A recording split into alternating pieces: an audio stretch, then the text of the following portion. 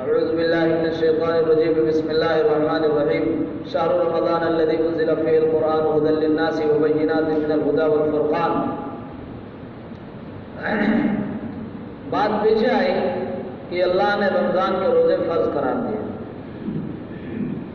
کس مہینے میں؟ کہا شہر رمضان الذی، مہینہ بھی وہ منتخب کیا جس میں قرآن کا نزول ہوا پورے کا پورا، لوح محفوظ سے آسمان دنیا پر لکھا ہے۔ مفسرین فرماتے ہیں کہ جبریل امین نے املا کرا ہے کسے؟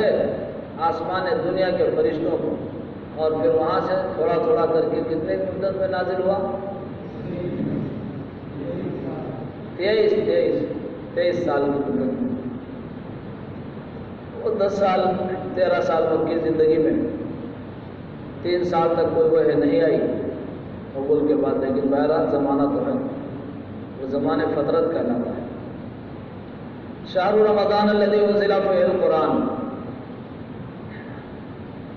رمضان کا مہینہ وہ ہے جس میں قرآن نازل کیا گیا۔ الذی انزل فیہ القرآن موصول سے مل کر خبر ہے، موصول صلہ پورا مل کر یہ خبر ہے۔ من اللوح المحفوظ، کہاں سے؟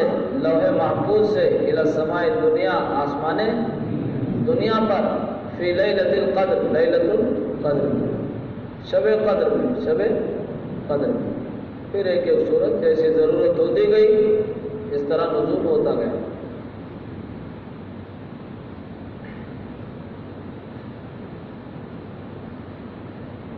ہدن، حال یہ کہ وہ ہدایت ہے لوگوں کے لیے، حال ہاد من الضلال، گمراہی سے ہدایت دینے والی ہے لوگوں کو، وبینات، آیات واضحات،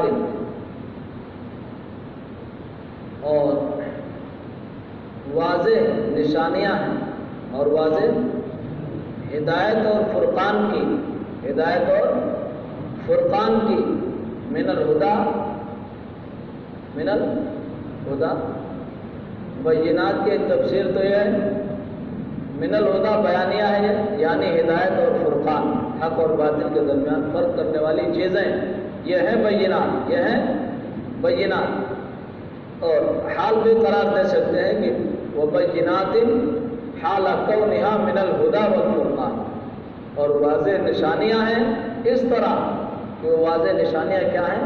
ہدایت ہیں اور فارق بین الحق والباطل ہیں۔ ترجمہ دیکھیں، من الہدا مما یہدا یادی الی الحق من الاحکام، کہتے ہیں ان چیزوں میں سے، ان احکام میں سے، یعنی وہ احکام، مما کا بیان من الاحکام، یعنی وہ احکام یادی الی الحق جو حق کا راستہ بتاتے ہیں۔ ومن الفرقان، من نکال کے بتلا دیا کہ من الہدا پر اس کا عطف، جس پر پورے من الہدا پر عطف، صرف ہدا پر عطف نہیں ہے، من الہدا والفرقان کہ معطوف علیہ۔ ومن الفرقان مما یفرق بین الحق والباطل، اور فرقان یعنی وہ چیزیں جو حق اور باطل کے درمیان فرق کرتی ہیں۔ فمن شہدہ حضر منکم الشہر فلیصم، اب جو کوئی تم میں سے اس مہینے کو پائے تو اس کا روزہ رکھے، یعنی اس کو نہ رکھے، اس میں روزہ رکھے۔ ومن کان مریضا وعلی سفر، اور وہ شخص جو مریض ہو یا مسافر ہو، فعدۃ من ایام اخر، تو دوسرے ایام سے شمار کرنا ہے، تو دوسرے ایام سے شمار کرنا ہے، عدہ، عدہ وعدۃ مانے شمار کرنا۔ تقدم مثلہ، کہتے ہیں یہ آیت تو پیچھے بھی گزر چکی ہے، فمن کان منکم مریضا وعلی سفر فعدۃ من ایام اخر، ارے آئی نہیں ہے یہ بھی آیت پیچھے، تو وہی کہا کہ اس کی جیسی آیت گزر چکی ہے۔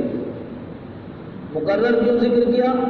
کہہ رہے ہیں کہ جب یہ کہہ دیا گیا فمن شہدہ منکم الشہر فلیصم، تو جو کہ بعد میں نازل ہو رہی نا ہے، تو کوئی آدمی نہ سمجھے کہ یہ ناسخ ہے، وہاں جو رخصت ملی تھی مریض اور مسافر کو، تو یہاں کہہ دیا گیا جو بھی رمضان کا مہینہ پائے تو روزہ رکھے، تو اس سے کوئی یہ نہ سمجھے کہ شاید وہ حکم منسوخ ہو گیا، اب ہر ایک پر روزہ ہے، تو اللہ نے اس کو باقاعدہ دوبارہ بیان کیا کہ مطلب اس حال میں فمن کان منکم مریضا لئلا یتوہم نسخ بتعمیم من شہدہ، تاکہ اس کے نسخ کا وہم نہ کیا جائے من شہدہ کے عموم کی وجہ سے، یرید اللہ بکم الیسر ولا یرید بکم العسر، اللہ تمہارے ساتھ آسانی کا ارادہ رکھتے ہیں، ولا یرید بکم العسر، اور تمہارے ساتھ سختی کا ارادہ نہیں کرتے ہیں۔ یعنی مطلب یہ ہے کہ اللہ تمہارے ساتھ آسانی چاہتے ہیں اور سختی، عسر مانے تنگی سختی، عسرا عسرا سخت اور دشوار ہونا، اور سختی نہیں چاہتے۔ وَلِذَا أَبَاحَ لَكُمُ الْفِطْرَ فِي الْمَرَضِ وَالسَّفَرِ، اور اسی وجہ سے تمہارے لیے مرض میں اور سفر کی حالت میں افطار کی اجازت، افطار کو جائز قرار دیا، افطار کی اجازت دی۔ وَلِكَوْنِ ذَلِكَ فِي مَعْنَى الْعِلَّةِ أَيْضًا لِلْأَمْرِ بِالصَّوْمِ عطف علیہ وَلِتُكْمِلُوا الْعِدَّةَ، تو اللہ تمہارے ساتھ آسانی چاہتے ہیں اور ہے نا سختی نہیں چاہتے، اسی لیے اجازت دی ہے کہ مریض ہو اور مسافر ہو تو وہ افطار کر لیں۔ مفسر فرما رہے ہیں کہ یہ یرید اللہ بکم اليسر ولا یرید بکم العسر، یہ بھی علت ہے امر بالصوم کی، کس کی؟ یعنی اللہ نے روزہ رکھنے کا تم کو حکم دیا، تم کو اب کہا جا رہا ہے مفسر کے بقول کہ اللہ تمہارے ساتھ آسانی چاہتے، تنگی نہیں چاہتے، تو یہ امر بالصوم کی علت کس معنی کا ہے؟ بھائی روزہ رکھنے کی علت یہ ہے کیا؟ اللہ نے کہا روزہ رکھو 1 مہینے کا، اب اس کو علت کے معنی میں لیا، اس لیے کہ اللہ تمہارے لیے آسانی چاہتے ہیں، تنگی نہیں چاہتے۔ تو ایک بظاہر تو روزہ رکھنے میں تنگی ہے کہ نہیں ہے، لیکن اس کی تشریح اس طرح ہوگی کہ بھئی اللہ نے کہا لعلکم تتقون، تاکہ تمہارے دلوں میں تقویٰ پیدا ہو جائے۔ یہ بھی تو ہو سکتا تھا کہ اللہ کہتا کہ پورے سال سے بھی روزہ رکھے گا پھر تقویٰ ملے گا، جو اجر 1 مہینے میں دے رہا ہے کہتا 6 مہینے روزہ رکھو گے پھر وہ اجر ملے گا۔ جنت لینی ہے تو 50 نمازیں پڑھنی ہوگی، ناخن وغیرہ بعد میں صاف کر لینا، کاٹ لینا، یہ جگہ نہیں ہے۔ یہی کہتے ہیں بار بار کی بات غور سے سنو، نہیں سنتے ہو پھر روتے ہوئے درسگاہ میں پہنچ جاتے ہو۔ وَلِكَوْنِ ذَلِكَ فِي مَعْنَى الْعِلَّةِ، تو اس اعتبار سے 1 ہی مہینے میں وہ چیز عطا کر دی تو آسانی ہے کہ نہیں ہے، تو وہی کہا۔ اور اس کے اچھا دوسری چیز، اس کو علت کے معنی میں اس لیے بھی لے رہے ہیں مفسر جو تمہید قائم کر رہے ہیں کہ آگے ہے وَلِتُكَبِّرُوا اللَّهَ، تو لام تو تعلیلیہ ہے ہی، واو عاطفہ ہے، تو ظاہر سی بات ہے اس علت کا عطف کس پر ہوگا؟ یرید اللہ بکم اليسر، اس میں تو بظاہر علت کا معنی علت ہے نہیں، ایک خبر ہے، تو وہی مفہوم بتا رہے ہیں کہ معنی کے اعتبار سے بھی علت ہی ہے امر بالصوم کی، کس کی؟ امر بالصوم کی علت ہے کیا؟ یہی یرید اللہ بکم اليسر ولا یرید بکم العسر۔ اور یہ بھی ہے کہ قضا کی بھی علت ہے، کس کی؟ قضا کی بھی علت ہے کہ قضا کرنے کی گنجائش اس لیے تھی کہ اللہ آسانی چاہتے ہیں، تنگی جب موقع مل جائے قضا کر لو، ذرا سمجھ رہے بات کو۔ اور امر بالصوم کی علت ہے تو تقریر اس طرح ہوگی جو پہلی مہینے کی، ارے وہ سال اور 6 مہینے کی مثال میں پیش کیا۔ اور اگر یہ امر بالقضا کی علت ہے تو اب بالکل ظاہر ہے علت ہونا کہ اللہ نے آسانی پیدا کر دی کہ بھائی بعد میں رکھ لینا، بات سمجھ گئے نا، دونوں باتیں سمجھ گئے۔ اچھا کہ امر بالصوم کی بھی علت ہو سکتا ہے، مطلق ہو سکتی ہے، اور امر بالقضا کی بھی علت ہو سکتی ہے، ٹھیک۔ اور آگے بڑھیں، وَلِكَوْنِ ذَلِكَ فِي مَعْنَى الْعِلَّةِ أَيْضًا لِلْأَمْرِ بِالصَّوْمِ، اور نیز اس کے امر بالصوم کے لیے بھی علت کے معنی میں ہونے کی وجہ سے عطف علیہ وَلِتُكْمِلُوا الْعِدَّةَ، اس پر عطف کیا ہے اللہ نے وَلِتُكْمِلُوا الْعِدَّةَ، سمجھے نہیں؟ چونکہ یہ امر بالصوم کی علت ہے تو آگے ہے، اور تاکہ تم تعداد کو پوری کر لو، بالتخفیف والتشدید تکملوا عدۃ صوم رمضان، یعنی رمضان روزے رمضان کی تعداد قضا کرو گے تو اتنی تعداد کی، وَلِتُكَبِّرُوا اللَّهَ، اور تاکہ تم اللہ کی بڑائی بیان کرو، عند اکمالها، اس کے مکمل کرنے کے وقت، علی ما ہداکم، اس کے مطابق جو اس نے تمہیں بتایا ہے، ارشدکم لمعالم دینہ، اس بنیاد پر کہ اس نے تم کو ہدایت دی ہے، یعنی تم کو دین کے معالم احکام کو سکھلایا ہے۔ ارشدہ ارشاد مانے رہنمائی کرنا، کہتے ہیں نا ارشاد ہو، ارے ارشاد ہو کہتے ہیں، وَلَعَلَّكُمْ تَشْكُرُونَ، اور تاکہ تم اللہ کا شکر ادا کرو، اللہ علی ذالک، اس پر۔ اب یہ جو کہا گیا وَلِتُکَبِّرُوا اللَّهَ ہے نا، اور تاکہ تم اللہ کی بڑائی بیان کرو عند اکمالہا، اس کو مکمل کرنے کو۔ جب رمضان کا روزہ مکمل ہو جائے تو مفسرین فرماتے ہیں کہ پھر اس سے تکبیرات مراد ہیں، عیدین کی تکبیرات، ارے عید کی تکبیرات جو ہوتی ہیں وہ مراد ہیں، وہ تکبیر کو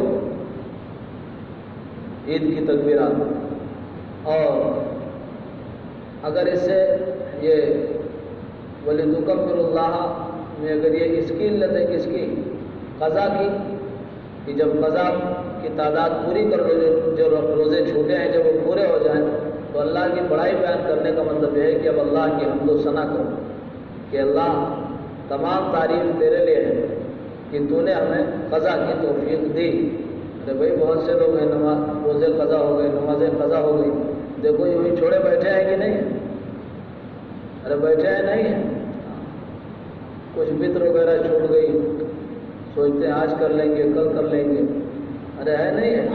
خواص کی بات کر رہا ہوں، عوام کی بات نہیں کر رہا ہوں، اپنے لوگوں کی بات کر رہا ہوں۔ تو اللہ کی توفیق ہے۔ وسال جماعت النبی صلی اللہ علیہ وسلم اقریب ربنا فنناجیہ ام بعید فننادیہ، اور ابن جریر نے تفسیر ابن جریر میں اس کا شان نزول ہی نقل کیا ہے، وَإِذَا سَأَلَكَ عِبَادِي عَنِّي کا، کہ اور ایک جماعت نے نبی کریم صلی اللہ علیہ وسلم سے پوچھا کہ آیا ہمارا رب قریب ہے کہ ہم اس سے سرگوشی کریں؟ نہیں سمجھے، ارے آہستہ آہستہ باتیں کریں، سرگوشی کس کو کہتے ہیں؟ آہستہ آہستہ۔ ام بعید، یا دور ہے، فننادی کہ اس کو زور سے پکاریں۔ ارے نادا ینادی مانے نادا علی اسماء طلبہ، حاضری لینا، نادا علی اسماء طلبہ، حاضری لینا۔ فنزل، تو یہ آیت نازل ہو گئی جب انہوں نے سوال کیا، وَإِذَا سَأَلَكَ عِبَادِي، اور جب میرے بندے آپ سے میرے بارے میں انی، میرے بارے میں پوچھیں، فَإِنِّي قریب، تو یقیناً میں قریب ہوں، منہم، ان سے، بعلمی، اپنے علم کے اعتبار سے سب کے پاس حاضر ہوں، سب کے پاس حاضر ہوں۔ یہ مفسر نے طے کیا ہے بعلمی، ورنہ بہت سے حضرات نے فرماتے ہیں، حضرات صوفیہ، کہ اللہ کا قرب ہر ایک کو حاصل ہے، اس کے قرب کی جو شان ہے، اس کے قرب کی جو شان ہو، اس طرح اللہ ہر ایک سے کیا ہے؟ قریب ہے، جو کہ ظاہر ہے جب دکھائی نہیں دیتا ہے تو ارے علم اور قدرت ہی قرب سمجھا جائے گا، اس کے علاوہ بندہ کیا سمجھ سکتا ہے؟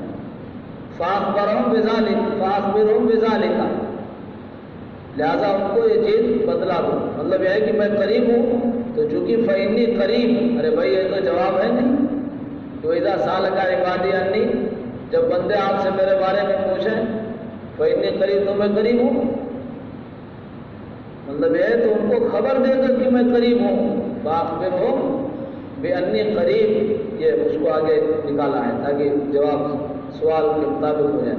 اجیب دعوت الداع، میں پکارنے والے کی پکار کا جواب دیتا ہوں۔ اجابہ یجیب مانے جواب دینا، یعنی سنتا ہوں، میں پکارنے والے کی پکار کا جواب دیتا ہوں۔ اذا دعانی، جب وہ مجھ کو پکارتا ہے، جب وہ مجھ کو پکارتا ہے۔ بِإِنَالَتِهِ مَا سَأَلَ، انا لہو انالتن مانے انعام دینا، نیل سے ہے نیل، نالا انالو مانے حاصل کرنا۔ بِإِنَالَتِهِ مَا سَأَلَ، کہتے ہیں اس کو اس کی مانگی ہوئی چیز عطا کر کے، اس کو ارے اس کے سوال کو عطا کر کے، جو بندے نے مانگا ہے وہ میں اس کو عطا کر دیتا ہوں۔ ہاں لیکن مانگے تو بندہ مانگے، ایسے نہیں کہ کوئی ہاتھ ادھر اٹھے ہیں، کوئی ناک کھل رہا ہے، دعا ہو رہی ہے، سمجھے، دل نہیں لگ رہا ہے، کیونکہ دل گندا ہو چکا ہے، نفاق اور کفر کی آلودگیاں جو تھی ان سے کہیں نہ کہیں متاثر ہو چکا ہے، نہ دعا میں دل لگتا، نہ نماز میں دل لگتا، کہیں نہ کہیں منافقت ہے، عملی عقیدے کی منافقت نہیں ہے، عملی منافقت ہے، تبھی یہ دل نہیں لگتا ہے۔ شاہ ولی اللہ محدث دہلوی رحمۃ اللہ علیہ نے لمبی بحث کی ہے کہ ٹھیک ہے، منافقے اعتقادی تو نہیں ہے اس زمانے میں، لیکن منافقے عملی موجود ہیں، عمل کے اعتبار سے لوگ منافق ہیں، جیسے وہ متساقلون الی الصلاۃ، یہی حال ہمارا اور آپ کا ہے. ارے ہے نہیں، بلکہ اور بدتر حال ہے. فَلْيَسْتَجِيبُوا لِي، فل آپ کو سنایا تھا کہ دعا تو ایسی ہونی چاہیے جیسے وہ اندھا حرم میں دعا کر رہا تھا تو حجاج نے کیا کہا تھا؟ ایک گیڑ لگائی، کہا معلوم ہے، کہا کون؟ کہا حجاج بن یوسف. جانتے ہو؟ کہا حضور. صحیح سے بیٹھ گئے. کہا کیا کر رہے ہو؟ کہا اللہ سے دعا کر رہا ہوں، حرم میں آیا ہوں کہ اللہ میری بینائی واپس کر دے میری. اس نے کہا کہ ٹھیک ہے. دو سپاہیوں کو کھڑا کیا، کہا تم نہیں کھڑے ہو جاؤ اور سنو تم، اگر تمہاری بینائی واپس نہیں آئی، میرا طواف پورا ہو گیا تو تم کو قتل کر دیا جائے گا. اس نے جو اللہ سے رونا گڑگڑانا شروع کیا، ارے ابھی تک تو ایسا کہ مالدار بن جاؤ، بینائی واپس آ جائے، اب تو مسئلہ ہو گیا، ابھی قتل کر دیا جائے گا. معلوم تھا کہ اللہ تو انسان کا قاتل ہے، وہ اس کو کوئی دریغ نہیں ہوتا ہے مارنے میں. انتہائی ظالم اور جابر قسم کا حجاج بن یوسف گزرا ہے، لیکن آج کے حکمرانوں سے لاکھ درجے ٹھیک.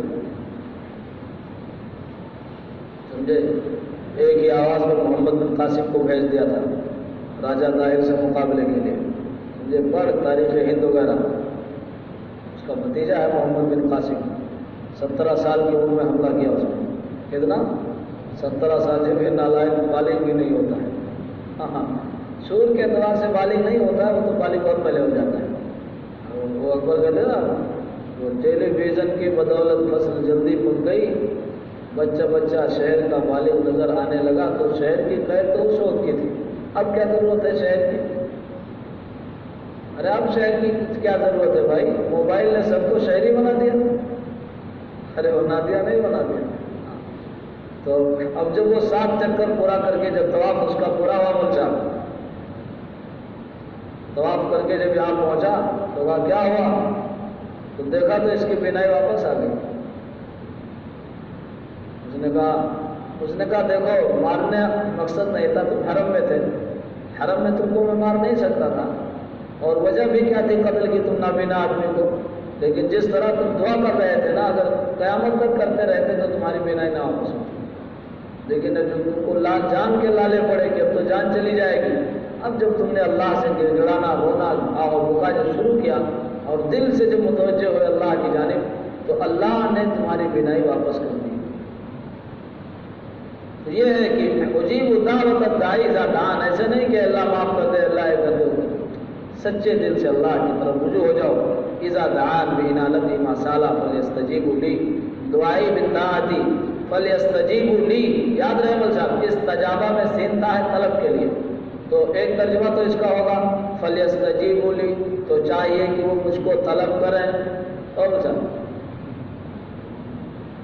تو چاہیے کہ وہ میرے لیے جواب کو، ارے وہی کیونکہ پکار کو طلب کریں. مفسر نے ترجمہ نہیں کیا، مفسر نے سینتا کو زائد مان کے ترجمہ کیا ہے فلیستجیبوا، تو چاہیے کہ وہ جواب دے. لی میرا، دعائی بالطاعتی، دعائی میرا کا مطلب یہ ہے کہ طاعت کی جانب نہیں، سمجھے؟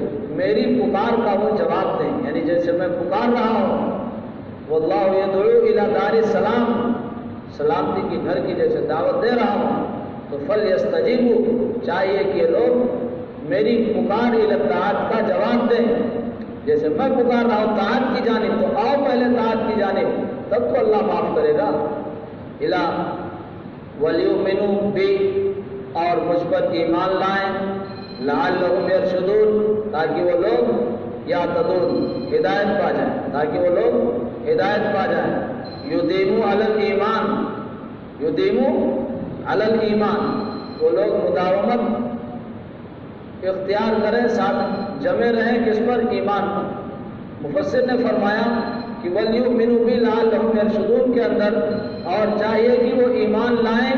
تو بھائی جب مومن ہے تو ایمان کیا لائے گا؟ تو کہا یہاں ادام مراد ہے، نہیں سمجھے؟ یعنی مداومت علی ایمان مراد ہے کہ ایمان پر مداومت کرتے ہیں، نہیں کہ آج ایمان قبول کیا کل ہٹ گئے.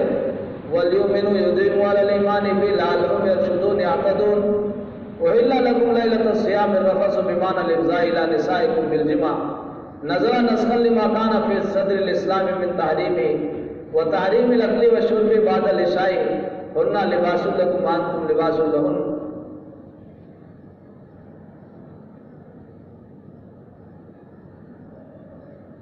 تمہارے لیے روزے کی رات، یہ سورت یہ آیت اس وقت نازل ہوئی جبکہ آپ کو بھی معلوم ہے، سنا بھی ہوگا، پڑھا بھی ہوگا کہ ابتدائے اسلام میں جب روزہ کا حکم نازل ہوا تو عشاء کی نماز کے بعد کھانا پینا یعنی جو ممنوعات ہیں روزے کے وہ سب شروع ہو جاتے تھے. جیسے دن سے شروع ہوتا ہے صبح صادق سے، طلوع فجر سے جیسے شروع ہوتا ہے تو اسی طرح عشاء کے بعد شروع ہو جاتا تھا. یا اگر کوئی عشاء سے پہلے ہی اگر سو گیا، آنکھ لگ گئی تو اب روزے کے احکام شروع ہو جاتے تھے. یہ سختی تھی، بہت سے واقعات اس قسم کے پیش آئے. صحابی مزدوری محنت کرتے تھے.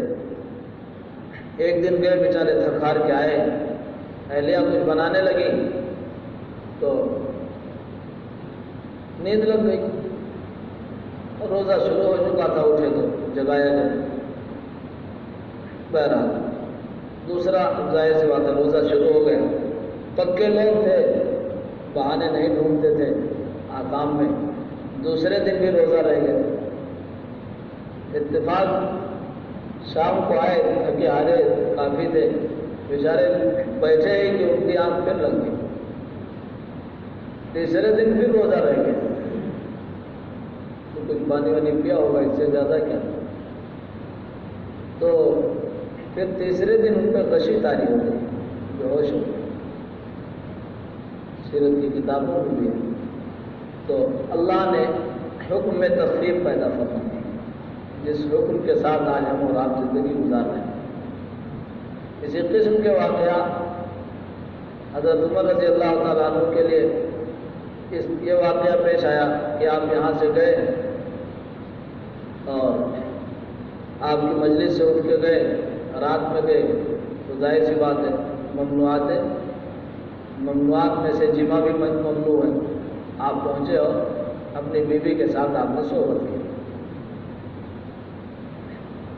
وہ پہنچے تو جو بھی روایت میں ہے کہ پہنچے اور آپ نے تو آپ کون سی خوشبو لگائی ہے بہرحال. اس کے بعد میں رسول اللہ صلی اللہ علیہ وسلم کے پاس آئے کہ ہم سے تو بہت بڑی غلطی ہو گئی. توبہ کرنے لگے. اور کچھ لوگوں نے بھی کہا کہ ہم سے بھی اس طرح کے واقعات صادر ہو گئے. تو اللہ نے اجازت دے دی اور کہا کہ بس روزے کی حالت میں یعنی اب روزہ شروع ہوگا طلوع فجر سے، کہاں سے؟ غروب آفتاب. بقیہ کوئی چیز ممنوع نہیں ہے. ہاں اعتکاف وغیرہ کی حالت ہے تو ظاہر سی بات ہے کوئی معتکف ہے تو اس کے لیے اعتکاف کی حالت میں جمع حرام ہے. مسجد میں ویسے بھی جمع کرنا حرام ہے، فقہا نے لکھا ہے. نہیں کہ کوئی مسجد میں رہنے لگے بیوی کو لے کر کے، ہاں لیکن کسی طبعی ضرورت کے تحت باہر آیا پھر بھی اپنی بیوی سے مل نہیں سکتا ہے. کب؟ اعتکاف کی حالت. دیکھیے یہی تفصیل ہے. احل لکم لیلۃ الصیام الرفث، تمہارے لیے روزوں کی رات، الرفث الی نسائکم، تمہاری عورتوں کے پاس جانا حلال کر دیا گیا ہے. الرفث بمعنی الافضاء، رفث یہ افضاء کے معنی میں، افضاء الیہ کے معنی پہنچنا، افضاء الیہ معنی. اور اگر الہ کی تضمین نہیں ہے، سمجھا نہیں، تو پھر رفث کے معنی وہ باتیں جو آدمی اس وقت تو کر سکتا ہے لیکن دوسرے وقت اس کو قبیح سمجھا جاتا ہے اور برا سمجھا جاتا ہے، اس کو رفث کہتے ہیں. کیا کہتے ہیں؟ رفث. بمعنی الافضاء الی نسائکم. اب یہ پہنچنا کیسے ہے؟ کہتے ہیں بالجماع، جمع کے ذریعے. نزل نسخا لما کان فی صدر الاسلام، یہ آیت نازل ہوئی اس حکم کو نسخ کرنے کے لیے جو ابتدائے اسلام میں ثابت تھا. من تحریم ہی یعنی جمع کا حرام ہونا، و تحریم الاکل والشرب، اکل و شرب کا حرام ہونا بعد العشاء، عشاء کے بعد. اور بلکہ یہ بھی ثابت ہے یا سونے لگے آدمی.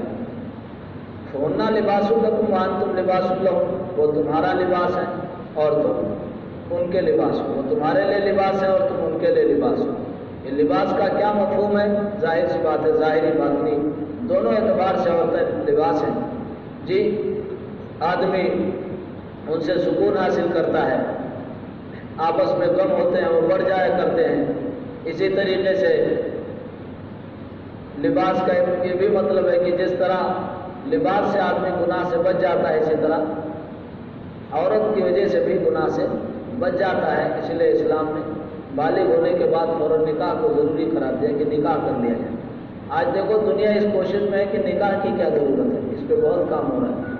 ارے ابھی نہیں پاکستان میں سنا تھا وہ مورچہ نکالے ہوئی تھیں عورتیں، کہہ رہے بھائی یہ کیا مطلب ہے؟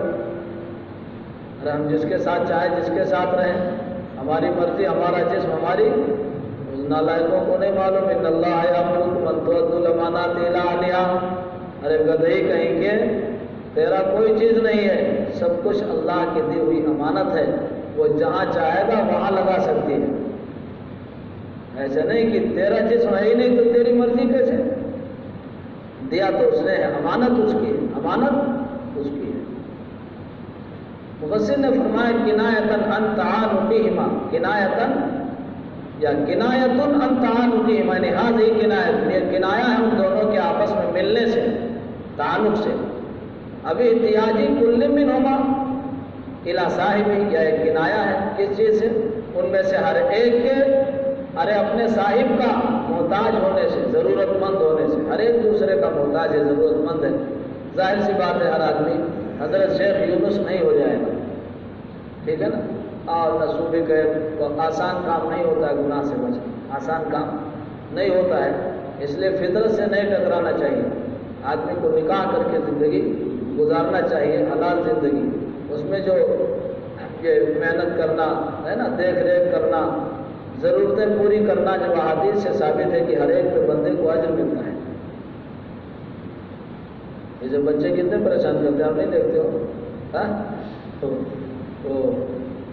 جب تک یہ 5 سال کے نہیں ہوتے، جب تک ان کو چرانا اور بکریوں کو چرانا برابر ہے، بڑے مفتی صاحب کہتے رہتے نہیں بھائی اس میں بھی اجر ہے، اس میں بھی مفتی صاحب کہتے رہتے ہیں کہ ان کو دیکھنے بھالنے میں بھی اجر ہے بھائی، ان کی تربیت کرنا ہے، ان کی چیزوں کو برداشت کر لینا۔ ارے ایک ہاتھ مار دو تو کیا ہوگا، ہے کہ نہیں بات وہ؟ لیکن اب وہ کیا کر سکتے ہیں، وہی حال ہے بکریوں کا، مار دو تو ہاتھ پیر ٹوٹ جائے، اور نہیں تو بالکل کھڑے ہو کے دیکھو۔